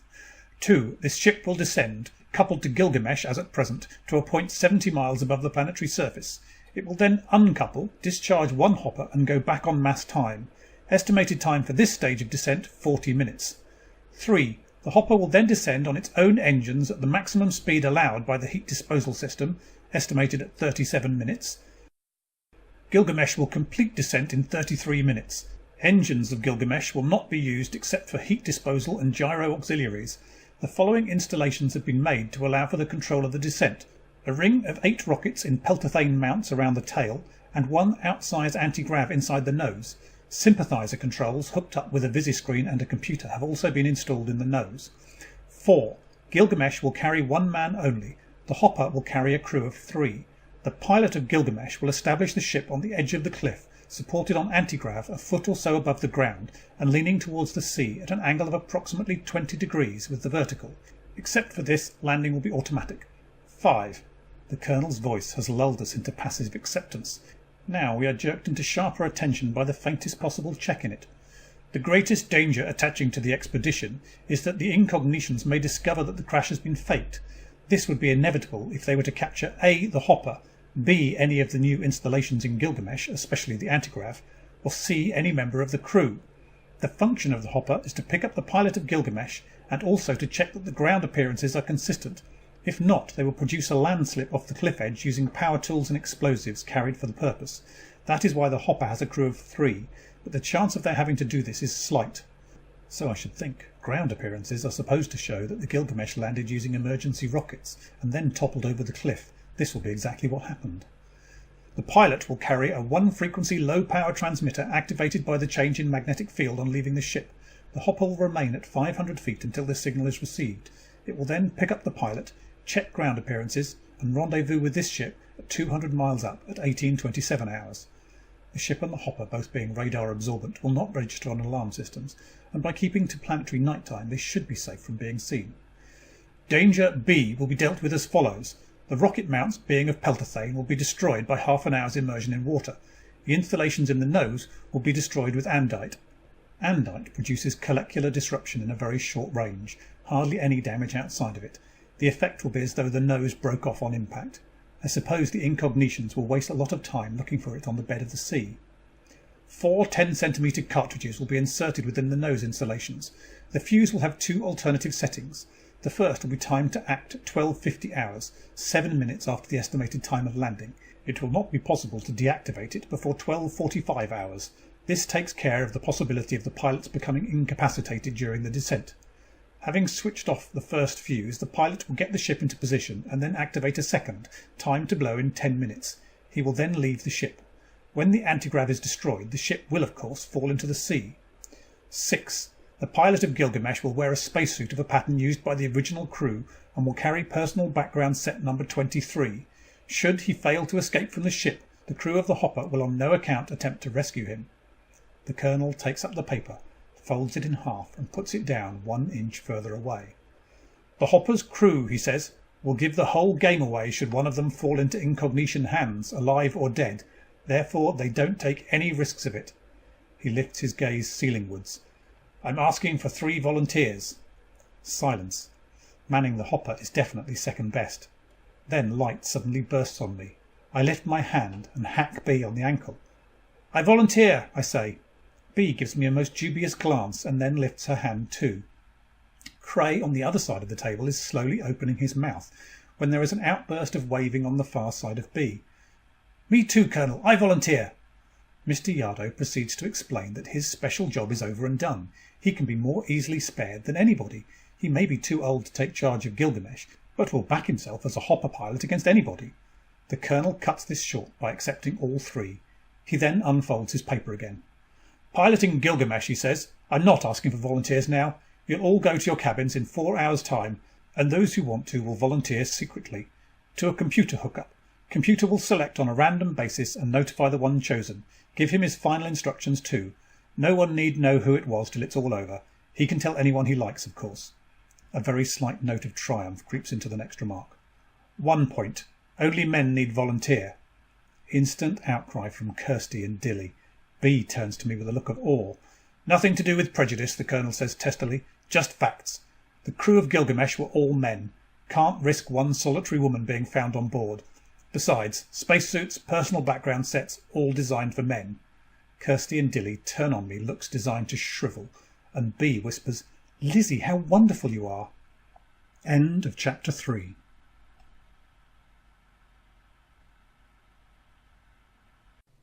Chapter 4 of the Lost Kafoozalum. The session dissolves. We 3 get an intensive session course of instruction on our duties and are ordered off to sleep. After breakfast next morning, I am run into by Cray, who says, Before I continue about what is evidently pressing business, would I care to kick him hard? Not right now, I reply. What for anyway? Miss Lee, says Cray, dragging it out longer than ever, although I have long realised that your brain functions in a way much superior to logic, I had not sense enough yesterday to follow my own instinct and do what you do as soon as you did it. Therefore, that desiccated meat handler got in first. I say, Oh, so you weren't picked for pilot? It was only 1 chance in 10. Oh, says Cray, did you think so? He gives me a long look and goes away. I suppose he noticed that when the Colonel came out with his remarks about no women in Gilgamesh, I was as surprised as any. Presently, the 3 of us are issued with protective clothing. We might just have to venture out on the planet's surface, and therefore we get white one-piece suits to protect against the cold, heat, moisture, desiccation, radioactivity and mosquitoes, and they're quite becoming, really. B and I drag out dressing for 30 minutes. Then we just sit while time crawls asymptotically towards the hour. Then the speaker calls us to go. We're out of the cabin before it says 2 words and racing for the hold, so that we're just in time to see a figure out of a historical movie, padded, jointed tin bowl for head and blank reflecting glass where the face should be, stepping through the airlock. The Colonel and Mr. Yardo are there already. The Colonel packs us into the hopper and personally closes the door, and for once I know what he is thinking. He is wishing he were not the only pilot in this ship who could possibly rely on bringing the ship off and on mass time at one particular defined spot of space. Then he leaves us, half an hour to go. The light in the hold begins to alter. Instead of being softly diffused, it separates into sharp-edged beams, reflecting and criss-crossing, but leaving cones of shadow between. The air is being pumped into store. 15 minutes. The hull vibrates and a hatch slides open in the floor so that the black of space looks through. It closes again. Mr. Yardo lifts the hopper gently off its mount and lets it back in again. Testing. 5 minutes to go. I am hypnotised by my chronometer. The hands are crawling through glue. I am still staring at it when, at the exact second, we go off mass time. No, wait. I hook my heels under the seat and persuade my esophagus back into place. A new period of waiting has begun. Every so often comes the impression we're falling head first. The Colonel using ship's drive to decelerate the whole system. Then more free fall. The hopper drifts very slowly out into the hold and hovers over the hatch, and the lights go. There is only the glow from the visiscreen and the instrument board. 1 minute 30 seconds to go. The hatch slides open. I take a deep breath. I am still holding it when the Colonel's voice comes over the speaker. "Calling Gilgamesh. Calling the hopper. Goodbye and good luck. You're on your own." The ship is gone. Yet another stretch of time has been marked off for us. 37 minutes. The least time allowable if we're not to get overheated by friction with the air. Mr. Yardo is a good pilot. He's concentrating wholly on the visiscreen and thermometer. B and I are free to look around. I see nothing, and say so. I did not know or have forgotten that Incognita has many small satellites. From here there are 4 in sight. I am still looking at them when B seizes my arm painfully and points below us. I see nothing and say so. B whispers it was there a moment ago, and it is pretty cloudy down there. Yes, Lizzie, there it is, look. And I see it, over to the left, very faint and far below, a pinprick of light. Light in the polar wastes of a sparsely inhabited planet, and since we are still 5 miles up, it is a very powerful light too. No doubt about it, as we descend further, about 50 miles from our objective, there are men, quite a lot of them. I think it is just then that I understand, really understand, the hazard of what we are doing. This is not an exercise, this is in dead earnest, and if we have missed an essential factor or calculated something wrong, the result will not be a bad mark or a failed exam, or even our personal deaths, but incalculable harm and misery to millions of people we never heard of. Dead earnest. How in space did we ever have cheek enough for this? The lights might be the essential factor we have missed, but there is nothing we can do about them now. Mr. Yardo suddenly chuckles and points to the screen. "There you are, girlies, he's down." There, greyly dim, is the map the Colonel showed us. Right on the faint line of the cliff edge is a small, brilliant dot. The map is expanding rapidly, great lengths of coastline shooting out of sight at the edge of the screen. Mr. Yardo has the crosshairs centred on the dot, which is Gilgamesh. The dot is changing shape. It is turning into a short ellipse, a longer one. The gyros are leaning her out over the sea. I look at my chronometer. 12:50 hours exactly. B looks too and grips my hand. 30 seconds later. The andite has not blown. First safety fuse turned off. Surely she's leaning far enough out by now. We are hovering at 500 feet. I can actually see the white edge of the sea beating at the cliff. Mr. Yardo keeps making small corrections. There is a wind out there trying to blow us away.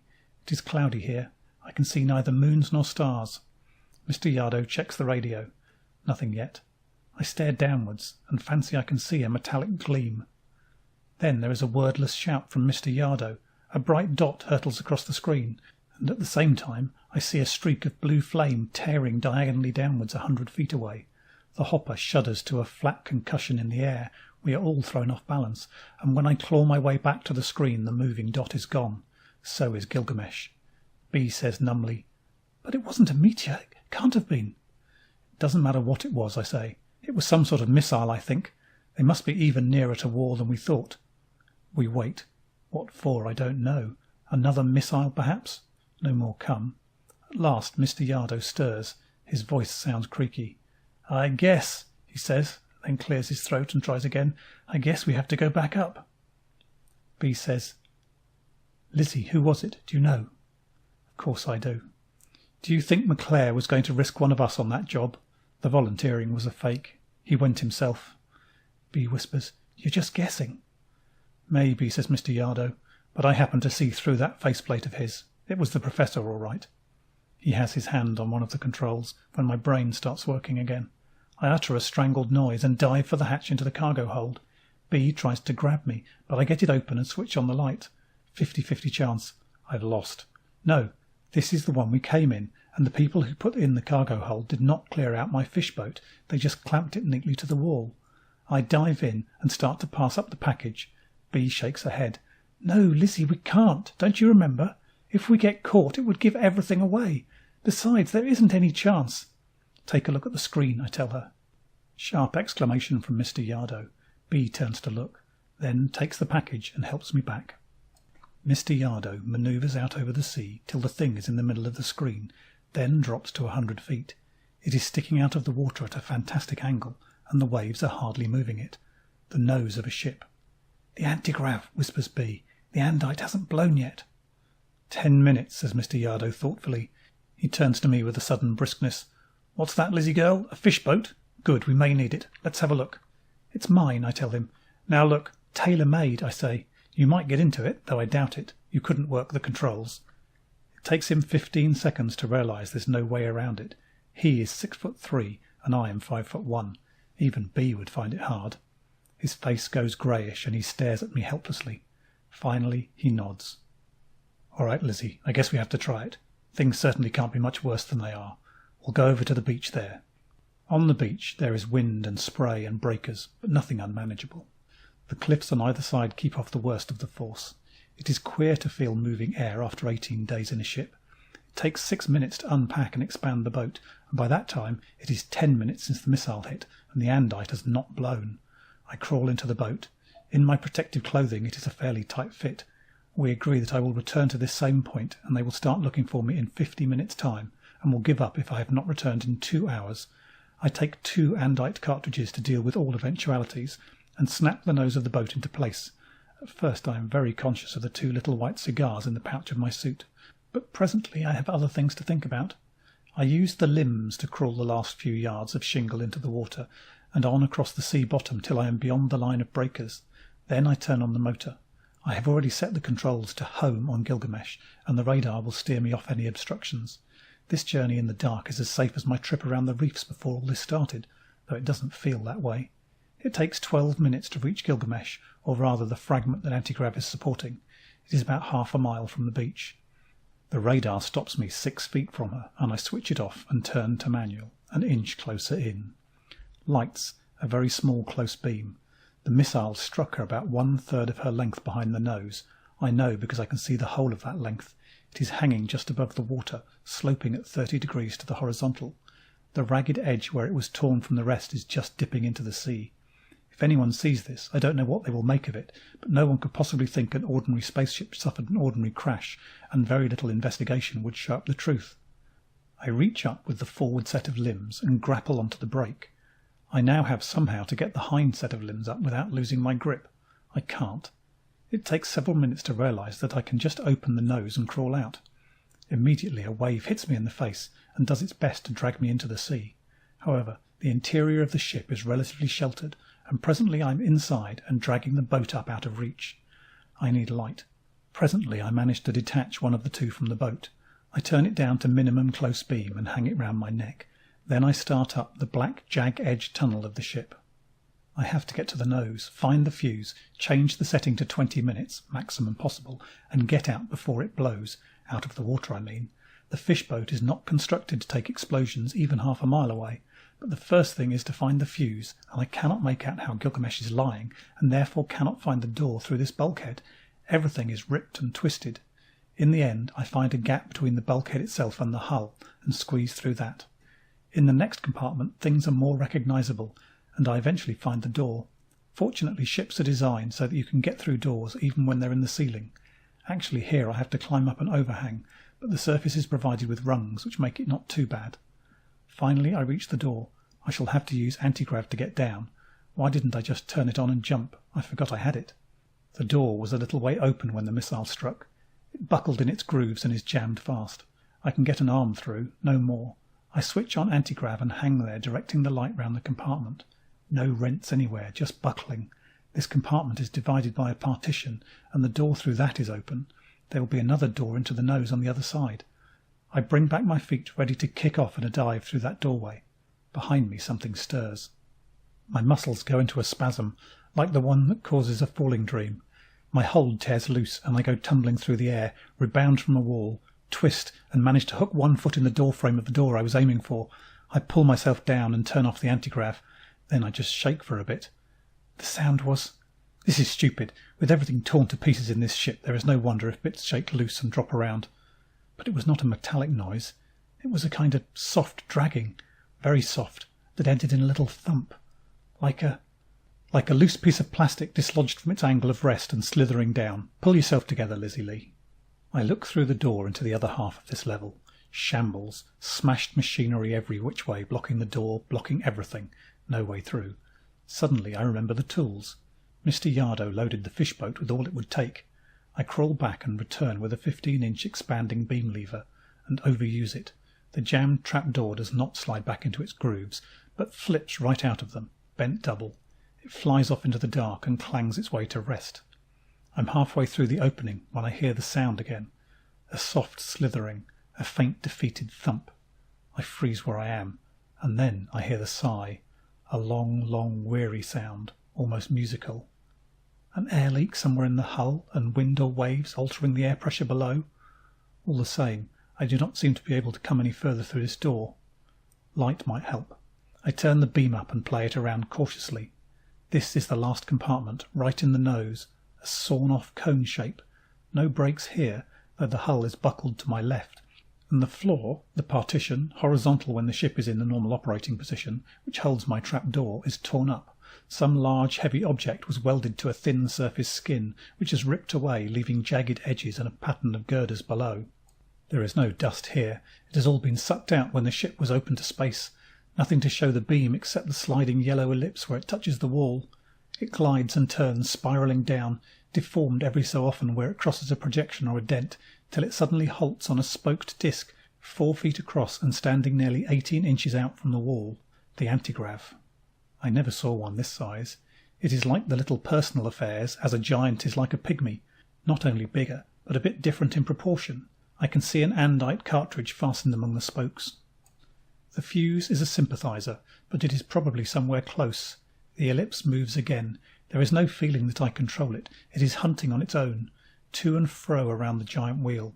Lower, it halts on a small flat box, also bolted to the wall, a little way below. This is it. I can see the dial. The ellipse stands still, surrounding the fuse. There is something at the very edge of it. When Gilgamesh was right way up, the antigrav was bolted to one wall, about 3 feet above the floor. Now the lowest point is the place where this wall joins what used to be the floor. Something has fallen down to that point and is huddled there in the dark. The beam jerks suddenly up and the breath whoops out of me. A round thing sticking out of the wall. Then I realise it is an archaic space helmet, clamped to the wall for safety when the wearer took it off. I take charge of the ellipse of light and move it slowly down past the fuse to the thing below. A little dark scalloping at the edge of the light. The tips of fingers, a hand. I turn up the light. When the missile struck, the big computer was wrenched loose from the floor. It careened down as the floor tilted, taking with it anything that stood in its way. McClare was just stooping to the fuse, I think. The computer smashed against his legs and pinned him down in the angle between the wall and the floor. His legs are hidden by it. Because of the spacesuit, he does not look crushed. The thick, clumsy joints have kept their roundness so far as they are visible. Only his hands and head are bare and vulnerable looking. I am halfway down, floating on minimum gravity, before it really occurs to me that he may be alive. I switch to half and drop beside him. His face is colourless, but he is breathing all right. First aid kit. I will never make fun of Space Force thoroughness again. Rows and rows of small plastic ampules, needles. Painkiller first. I read the directions twice, sweating. Emergencies only. This is. 1 dose only to be given, and if patient is not in good health, use, never mind that. I fit on the longest needle and jab it through the suit, at the back of the thigh, as far towards the knee joint as I can get it because the suit is thinner. Half one side, half the other. Now to get the computer off. At a guess it weighs about 500 pounds. The beam lever would do it, but it would probably fall back. Antigrav. The personal size is supposed to take up to 3 times the weight of the average man. I take mine off and buckle the straps through a convenient gap. I have my hands on the thing when McClare sighs again. He's lying on his belly, but his head is turned to one side, towards me. Slowly his eyelids open. He catches the sight of my hand. His head moves a little and says, "Lizzie, Golden Liz." I say not to worry, we'll soon be out of here. His body jumps convulsively and he cries out. His hand reaches my sleeve and feels. He says, "Liz, oh God, I thought, what?" I say things are under control and just keep quiet a bit. His eyes close. After a moment he whispers, "Something hit the ship." A homing missile, I think. I ought not to have said that, but it seems to make no particular impression. Maybe he guessed as much. I was wrong in wanting to shift the computer straight away. The release of pressure might start a hemorrhage. I dig out ampules of blood seal and inject them into the space between the suit and the flesh as close to the damage as I can. McClare asks how the ship is lying, and I explain also how I got here. I dig out the 6x2 packet of expanding stretcher and read the directions. He is quiet for a minute or two, gathering strength. Then he says sharply, "Lizzie, stop that and listen. The fuse for the andite is just under the antigrav. Go and find it. Go now. There's a dial with 20 divisions, marked in black. You see it? Turn the pointer to the last division. Is that done? Now, you see the switch under the pointer. Is your boat ready? I beg your pardon, of course you left it that way. Then turn the switch and get out." I come back and see by my chrono that the blood seal should be set. I get my hands under the computer. McClare bangs his hand on the floor. "Lizzie, you little idiot, don't you realise that even if you get me out of this ship, which is next to impossible, you'll be delayed all the way, and if the Incognitans find either of us, the whole plan's ruined, much worse than ruined, once they see it's a hoax." I tell him I have 2 andite sticks, and they won't find us on a night like this. Any story of explosions will be put down to sudden gusts or to lightning. He is silent for a moment while I start lifting the computer. Carefully. Its effective weight with the antigrav full on is only about 20 pounds, but it has all its inertia. Then he says quietly, "Please, Lizzie, can't you understand the worst nightmare in the whole affair has been the fear that one of you might get injured, or even killed? When I realised that only one person was needed to pilot Gilgamesh, it was the greatest relief I ever experienced. Now you say," his voice picks up suddenly, "Lizzie, you're beaten anyway. I'm losing all feeling, even pain. I can't feel anything behind my shoulders. It's creeping up." I say this means the painkiller I shot him with is acting as advertised, and he makes a sound as much like an explosive chuckle as anything, and it's quiet again. The curvature between the floor and the wall is not helpful. I'm trying to find a place to wedge the computer so it cannot fall back when I take off the antigrav. Presently I get it pushed onto a sort of ledge formed by a dent in the floor, which I think will hold it. I ease off the antigrav and the computer stays put. I don't like the looks of it, so let's get out of here. I push the package stretcher under his middle and pull the tape before I turn the light onto his legs to see the damage. I cannot make out very much. The joints of the suit are smashed some, but as far as I can see, the inner lining is not broken, which means it is still air and watertight. I put a hand under his chest to feel how the stretcher is going. It is now expanded to 18 inches by 6, and I can feel it pushing out, but it is slow. What else have I to do? Oh yes, get the helmet. I'm standing up to reach for it when McClare says, "What are you doing?" "Well, don't put it on for a minute. There is something I would like to tell you, and with all respect for your obstinacy, I doubt very much whether I shall have another chance. Keep that light off me, will you? It hurts my eyes." You know, Lizzie, I dislike risking the lives of any of the students for whom I'm responsible, but as it happens, I find the idea of you blowing yourself to atoms particularly objectionable, because I happen to be in love with you. You're also one of my best students. I used to think that was why I'd been so insistent on your coming to Russet, but I rather think my motives were mixed even then. I meant to tell you this after you graduated, and to ask you to marry me. Not that I thought you would. I know quite well. You never quite forgave me, but I don't want to have to remember. I didn't have the guts to. His voice trails off. I get a belated rush of sense to the head and turn the light onto his face. His head is turned sideways, and his fist is clenched against the side of his neck. When I touch it, his hand falls open, and 5 discharged ampules fall out. Painkiller. Maximum dose 1 ampule. All that talk was just to hold my attention when he fixed the needles, and I left the kit spread out right next to him. While I am taking this in, some small cold corner of my mind is remembering the instructions that are on the painkiller ampule. It does not say outright that it is the last refuge for men in extremity of pain and despair. Therefore it cannot say outright that they sometimes despair too soon, but it does tell you the name of the antidote. There are only 3 ampules of this, and they also say maximum dose 1 ampule. I try to work it out, but lacking all other information, the best I can do is inject 2 and keep 1 till later. I put that in my pocket. The stretcher is all expanded now, a very thin but quite rigid grid 6 feet by 2. I lash him on it without changing his position and fasten the helmet over his head.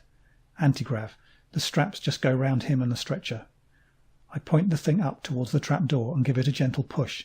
Then I scramble up the rungs and get there just in time to guide it through.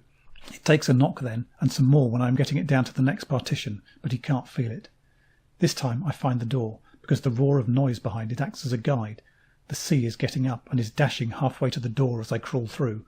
My boat is awash, pivoting to and fro on the grips of the front limbs. I grab it, release the limbs and pull it as far back as the door. I manoeuvre the stretcher on top and realise there is nothing to fasten it with, except the antigrav.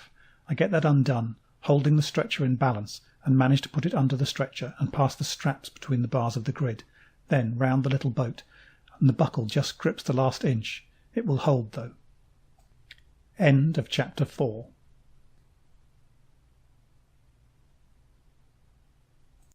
Chapter 5 of The Lost Kafoozalum by Pauline Ashwell. I set the boat to face the broken end of the ship, but I daren't put it farther back than the doorway.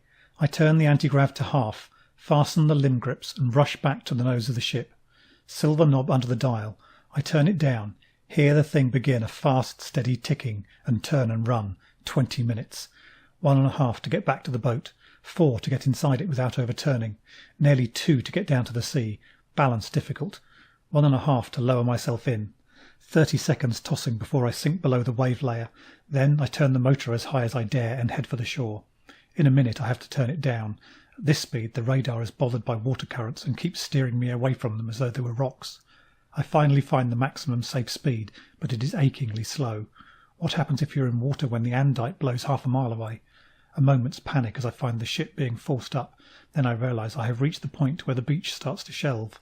Turn off radar and motor and start crawling. Eternal, slow reach out, grab, shove, haul, with my heart in my mouth. Then, suddenly, the nose breaks water, and I'm hauling myself out with just a last wave doing its best to overbalance me. I'm halfway out of the boat when the andite blows behind me. There is a flat, slapping sound, then an instant roar of wind as the air receives the binding energies of several tons of matter. Then a long wave comes pelting up the beach and snatches at the boat. I huddle onto the shingle and hold the boat. I've just got the antigrav turned off, otherwise I think I would have been carried away. There are 2 or 3 more big waves and a patter of spray. Then it's over. The outlet valve of the helmet is working, so McClare is still breathing, very deep, very slow. I unfasten the belt of the antigrav, having turned it on again, and pull the belt through the buckle. No time to take it off and rearrange it anyway. It will work as well under the stretcher as on top of it. I drag the boat down to the water, put in an andite cartridge with the longest fuse I have, set the controls to take it straight out to sea at maximum depth the radar control will allow, 6 feet above bottom, and push it off. The other andite cartridge starts burning a hole in my pocket. I would have liked to put that in too, but I must keep it in case. I look at my chrono and see that in 5 minutes the hopper will come. 5 minutes. I'm halfway back to the stretcher when I hear a noise further up the beach. Unmistakable. Shingle under a booted foot. I stand frozen in mid-stride. I turned the light out after launching the boat, but my eyes have not recovered yet. It is murkily black. Even my white suit is only the faintest degree paler than my surroundings. Silence for a couple of minutes. I stand still, but it can't have gone away. What happens when the hopper comes? They will see whoever it is on the infrared vision screen. They won't come. Footsteps again. Several. Then the clouds part and one of those superfluous little moons shines straight through the gap. The bay is not like the stereo the Colonel showed, because that was taken in winter. Now the snow is melted, leaving bare shingle and mud and a tumble of rocks, more desolate than the snow. 50 feet off is a man. He is huddled up in a mass of garments, but his head is bare, rising out of a hood which he has pushed back, maybe so as to listen better. He looks young, hardly older than me. He is holding a long, thin object which I never saw before, but it must be a weapon of some sort. This is the end of it. All the evidence of faking is destroyed, except McClare and me. Even if I use the andite, he has seen me, and that leaves McClare. I'm standing here on one foot like a dancer in a jammed movie, waiting for time to start again, or the world to end. Like the figure in a dance instruction kit Dad got when I was 7, when you switched her off in the middle. Like a dancer. My weight shifts onto the forward foot. My arms swing up, forwards, back. I take one step, another. Swing, turn, kick, sideways. Like the silly dancer who could not get out of the plastic block. But I am moving forward little by little, even if I have to take 3 steps round about for every one in advance. Arms up, turn, round, leg, up, straighten, out, step. Called the dance of the little robot. For about 3 months Dad thought it was no end cute, till he caught on I was thinking so too. It's just about the only kind of dance you could do on shingle, I guess. When this started I thought I might be going crazy, but I just had not had time to work it out. In terms of psychology, it goes like this. To shoot off a weapon, a man needs a certain type of stimulus, like the sight of an enemy over the end of it. So if I do my best not to look like an enemy, he will not get that stimulus. Or, put it another way, most men think twice before shooting a girl in the middle of a dance. If I should happen to get away with this, nobody will believe his story. He won't believe it himself. As for the chance of getting away with it, i.e. getting close enough to grab the gun or hit him with a rock or something, I know I would become a stimulus to shooting before I did that, but there are always the clouds. If one will only come back over the moon again. I have covered half the distance, 20 feet from him, and he takes a quick step back. Turn, kick, out, step. I am swinging round away from him. Let's hope he finds it reassuring. I dare not look up, but I think the light is dimming. Turn, kick, out, steps, boxing the compass, coming round again, and the cloud is coming over the moon. Out of the corner of my eye I see darkness sweeping towards us, and I see his face of sheer horror as he sees it too. He jumps back, swings up the weapon, and fires straight in my face. And it is dark. So much for psychology. There is a clatter and other sounds. Well, quite a lot for psychology, maybe, because at 20 feet he seems to have missed me. I pick myself up and touch something, which apparently is his weapon, gun or whatever. I leave it and hare back to the stretcher. Next to fall over it, but stop just in time and switch on the antigrav. Up, level it. Now, where to? The cliffs enclosing the bay are about 30 yards off to my left, and they offer the only cover. The shingle is relatively level. I make good time till I stumble against a rock and nearly lose the stretcher. I step up onto the rock, and I see the cliff as a blacker mass in the general darkness only a yard away. I edge the stretcher round it. It is almost snatched out of my hand by a gust of wind. I pull it back and realise that in the bay I have been sheltered. There is pretty near half a gale blowing across the face of the cliff. Voices and footsteps, away back among the rocks where the man came from. If the clouds part again, they will see me sure as shooting. I take a hard grip on the stretcher and scramble round the edge of the cliff. After the first gust, the wind is not so bad. For the most part, it is trying to press me back into the cliff. The trouble is that I can't see. I have to shuffle my foot forwards, rubbing one shoulder against the cliff to feel where it is, because I have no hand free. After a few yards, I come to an impasse, something more than knee-high. Boulder, ridge, I can't tell. I weigh on the edge of the stretcher and tilt it up to get it over the obstacle. With the antigrav full on, it keeps its momentum and goes on moving up. I try to check it, but the wind gets underneath. It is tugging to get away. I step blindly upward in the effort to keep up with it. One foot goes on a narrow ledge, barely a toe hold. I am being hauled upwards. I bring the other foot up and find the top of a boulder, just within reach. Now the first foot, and now I'm on top of the boulder. But I've lost touch with the cliff, and the full force of the wind is pulling the stretcher upwards. I get one arm over it and fumble underneath for the control of the antigrav. I must give it weight and put it down on this boulder and wait for the wind to drop. Suddenly I realise that my weight is going. Bending over the stretcher puts me in the field of the antigrav. A moment later another gust comes, and I realise I'm rising into the air. Gripping the edge of the stretcher with one hand, I reach out the other, trying to grasp some projection on the face of the cliff. Not being able to see, I simply push further away until it's out of reach. We're still rising. I pull myself up on the stretcher.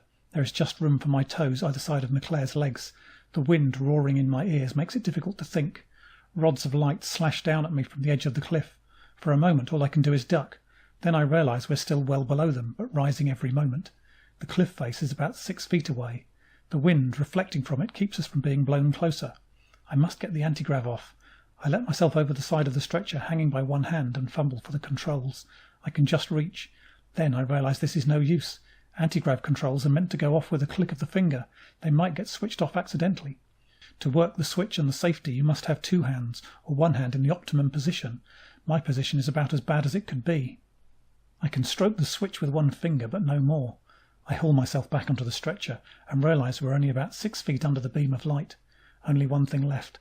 I feel in my pocket for the andite. Stupidly, I'm also bending over the outlet valve of the helmet, trying to see whether McClare is still breathing or not.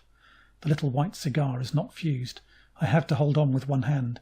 In the end, I manage to stick the andite between thumb and finger roots of that hand, while I use the other to find the fuse and stick it over the andite. The shortest, 3 minutes. I think the valve is still moving. Then something drops round me. I am hauled tight against the stretcher. We are pulled strongly downwards with the wind buffeting and snatching, banging against the edge of something, and pulled through into silence and dark. For a moment I do not understand. Then I recognise the feel of fragile cargo, still clamping me to the stretcher, and I open my mouth and scream. Clatter of feet. Hatch opens. Fragile cargo goes limp. I stagger to my feet.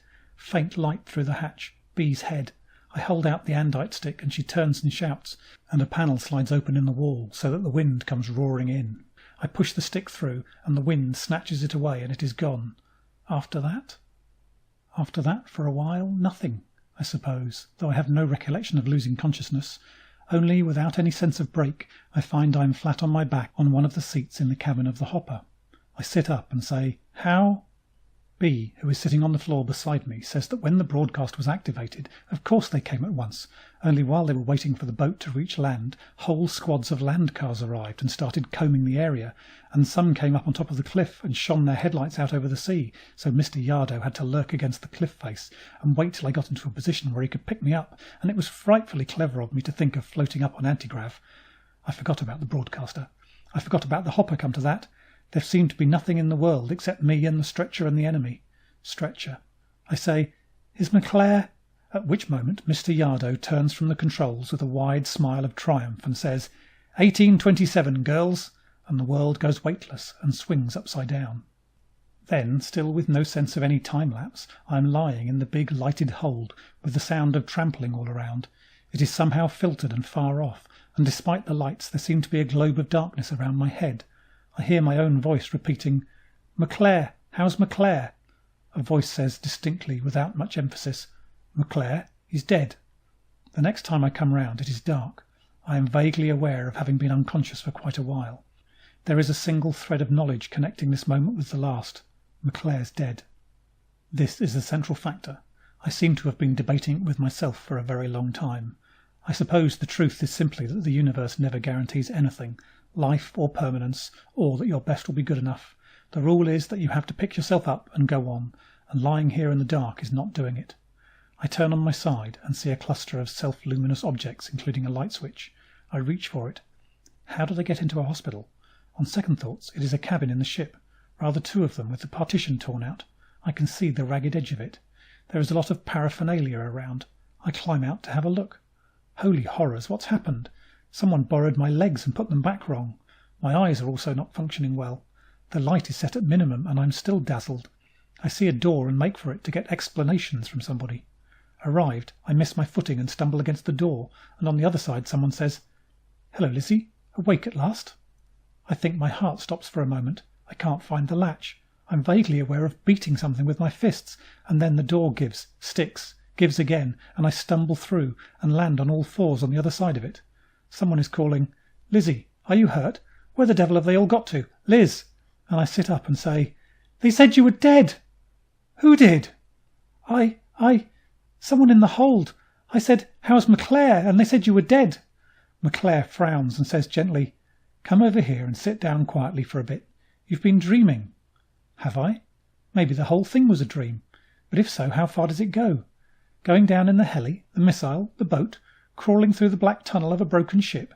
No, because he is sitting in a sort of improvised chaise longue and his legs are evidently strapped in place under the blanket. He is fumbling with the fastening or something. I say, "Hey, cut that out." He straightens up irritably. "Don't you start that, Lysistrata. I've been suffering the attentions of the damnedest collection of amateur nurses who ever handled a thermocouple for over a week. I don't deny they've been very efficient, but when it comes to over a week..." He nods. "My dear Lizzie, we left Incognita 10 days ago. Amateur nursing again. They have some unholy book of rules which says that for exposure, exhaustion and shock the best therapy is sleep. I don't doubt it, but it goes on to say that in extreme cases the patient has been known to benefit by as much as 2 weeks of it. I didn't find out that they were trying it on you until about 36 hours ago, when I began inquiring why you weren't around. They kept me under for 3 days, in fact until their infernal handbook said it was time for my leg muscles to have some exercise. Miss Lamagore was the ringleader. No wonder my legs feel as though someone exchanged the muscles for cotton wool. Just wait till I get hold of Kirsty. If it hadn't been for her, I shouldn't have spent 10 days remembering, even in my sleep, that... I say, "Hell's feathers, it was you!" McClare makes motions as though starting to get out of his chair, looking seriously alarmed. I say, "It was your voice. When I asked..." McClare quite definitely starts to blush. Not much, but some. "Lizzie, I believe you're right. I have a sort of vague memory of someone asking how I was, and I gave what I took to be a truthful answer. I remember it seemed quite inconceivable that I could be alive. In fact, I still don't understand it. Neither Yardo nor Miss Laydon could tell me. How did you get me out of that ship?" Well, I do my best to explain, glossing over one or two points. At the finish, he closes his eyes and says nothing for a while. Then he says, "So except for this one man who saw you, you left no traces at all." "Not that I know of, but—" "Do you know, 5 minutes later there were at least 20 men in that bay, most of them scientists. They don't seem to have found anything suspicious. Visibility was bad, of course, and you can't leave footprints in shingle. Hold on, what is all this?" "McClare says we've had 2 couriers while you were asleep. Yes, I know, it's not ordinarily possible for a ship in mass time to get news. One of these days, someone will have an interesting problem in cultural engineering working out how to integrate some of these Space Force secrets into our economic and social structure without upsetting the whole of the known volume. Though courier boats make their crews so infernally sick, I doubt whether the present type will ever come into common use. Anyway, we've had transcripts of a good many broadcasts from Incognita, the last dated 4 days ago, and as far as we can tell, they're interpreting the Gilgamesh just as we meant them to. The missile, by the way, was experimental, waiting to be test-fired the next day. The man in charge saw Gilgamesh on the alarm screen and got trigger-happy. The newscasters were divided as to whether he should be blamed or praised. They all seemed to feel he averted a menace, at least temporarily, but some of them think the invaders could have been captured alive. The first people on the scene came from a scientific camp. You and Miss Laydon saw their lights on the way down. You remember that the area is geophysically interesting. Well, by extraordinary good luck, an international group was there studying it. They rushed straight off to the site of the landing. They actually saw Gilgamesh, and she registered on some of their astronomical instruments too. They must be a reckless lot. What's more, they started trying to locate her on the sea bottom the next day. Found both pieces. They're still trying to locate the nose. They were all set to try raising the smaller piece when their governments both announced in some haste they were sending a properly equipped expedition, jointly. There's been no mention in any newscast of anyone seeing fairies or sea maidens. I expect the poor devil thinks you were a hallucination. So we bought it off. I am very thankful in a distant sort of way, but right now the Incognitans have no more reality for me than the Lost Kafoozalum. McClare came through alive. I could spend a good deal of time just getting used to that fact, but there's something I ought to say, and I don't know how. I inquire after his injuries and learn they are healing nicely. I look at him and he is frowning. He says, "Lizzie, just before my well-meant but ineffective attempt at suicide." Here it comes. I say, "Quick, if he's worrying about all that nonsense he talked in order to distract my attention, forget it. I have." Silence. Then he says wearily, "I talked nonsense, did I?" I say there's no need to worry. Under the circumstances, anyone would have a perfect right to be raving off his nut. I then find I cannot bear this conversation any longer, so I get up, saying I expect he's tired and I will call someone. I get nearly to the door when...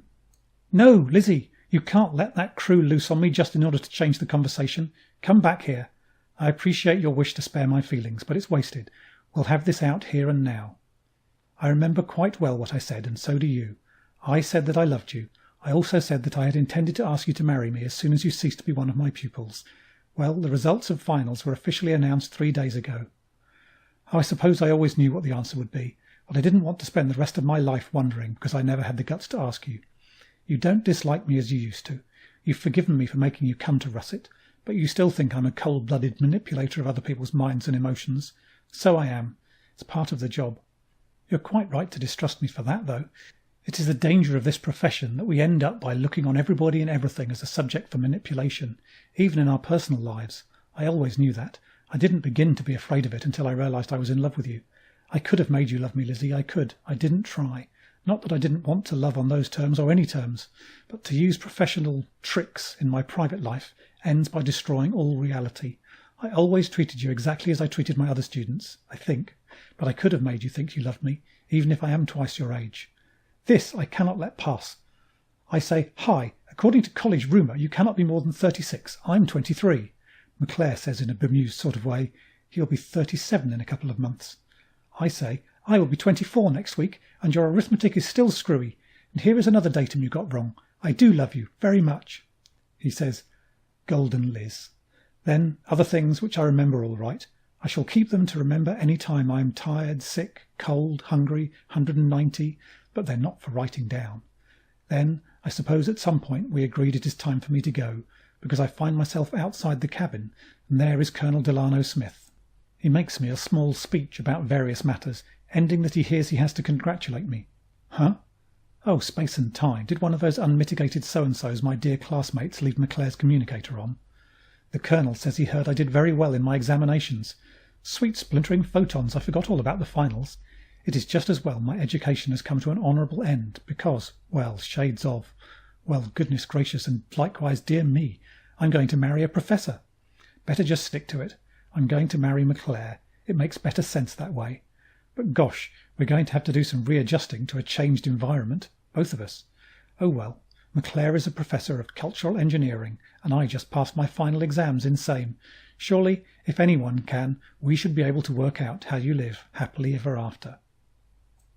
End of Chapter 5. End of The Lost Kafoozalum by Pauline Ashwell.